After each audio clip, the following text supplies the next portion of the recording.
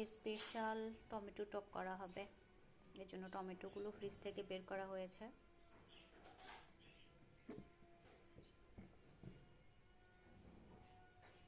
Tomato টক অনেক ভালো লাগে, আবার টমেটো ডাল দিয়ে একটা টক হয়, সেটাও ভালো লাগে।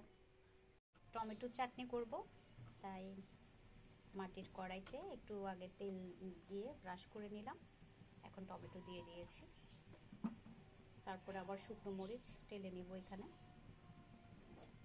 টমেটো চাটনিতে শুকনো মরিচটাই বেশি ভালো লাগে। টমেটো চাটনি করা হবে দুপুরের জন্য। আমি এখানে আগে মাটির কড়াইতে একটু তেল দিয়ে মিশিয়ে নিয়েছি, ব্রাশ করে নিয়েছি, তারপরে টমেটো দিয়ে দিলাম। উপরে চামড়াটা একটু পরে ফেলবো, এরপর শুকনো মরিচ টেলে নিব। তার এখানে ধনিয়া পাতা, কাঁচামরিচ কাটা আছে, ওগুলো পরে চাটনিতে দিয়ে দিব। সরিষার তেল দেব। চাটনি করা একদমই সহজ। আজকে চিচিঙ্গা ভাজা হবে ডিম দিয়ে। তেল গরম হয়ে আসছে, এখন অন্যান্য ইনগ্রেডিয়েন্টস দিয়ে দেওয়া হবে। টমেটো, কাঁচামরিচ, পেঁয়াজ, এবার আদা বাটা, রসুন বাটা দেওয়া হবে। আর এখানে হচ্ছে টমেটো তেলে নিচ্ছি আর কি, চাটনির জন্য। দুই চুলায় রান্না হচ্ছে। আদা বাটা দেওয়া হলো, এবার রসুন বাটা, তারপরে লবণ দেওয়া হবে, স্বাদ মতো লবণ।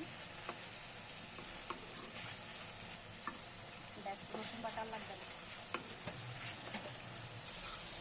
এখন লবণ দেওয়া হচ্ছে, লবণ একটু দিতে হবে। চিচিঙ্গা প্রায় 1 কেজির মতো, তো আর লাগবে না।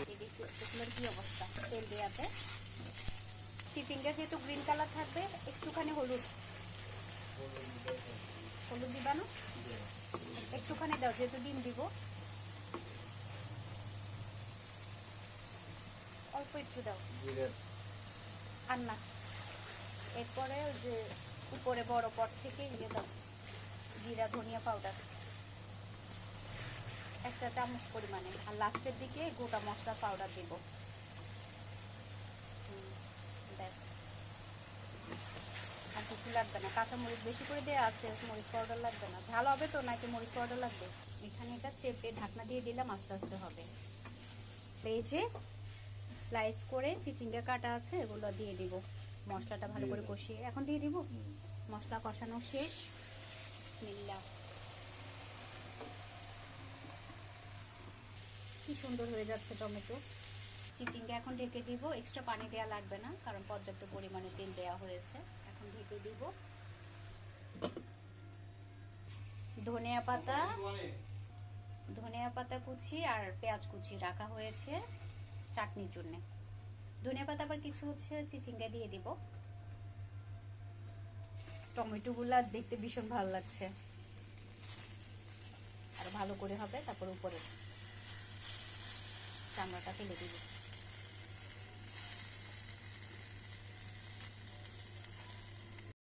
চিচিঙ্গা ভাজি করা হচ্ছে। চিচিঙ্গা লাস্টে ডিম দেওয়া হবে। আজকে ডিম দিয়ে চিচিঙ্গা ভাজি হবে। এক্সট্রা কোনো পানি দেওয়া হয়নি, চিচিঙ্গা থেকে বের হয়েছে। ভালো স্মেল আসছে চিচিঙ্গা থেকে। এই যে 1 কেজি চিচিঙ্গা দেখুন ভাজির পরে কমে গিয়েছে। এখানে 2টা ডিম দেওয়া হয়েছে। এরপরে এখন ধনিয়া পাতা দেওয়া হবে। ডিম দেওয়া শেষ। এবার স্পেশাল পাউডারটা দিয়ে দিই টেস্টের জন্য, আর একটু দেই। এরপরে ধনিয়া পাতা দেওয়া হবে। লবণ দেখার দরকার না, লবণ দেখা হয়েছে আমার। মাশাআল্লাহ, পারফেক্ট।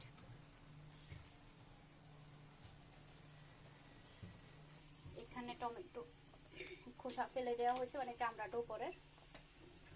তারপরে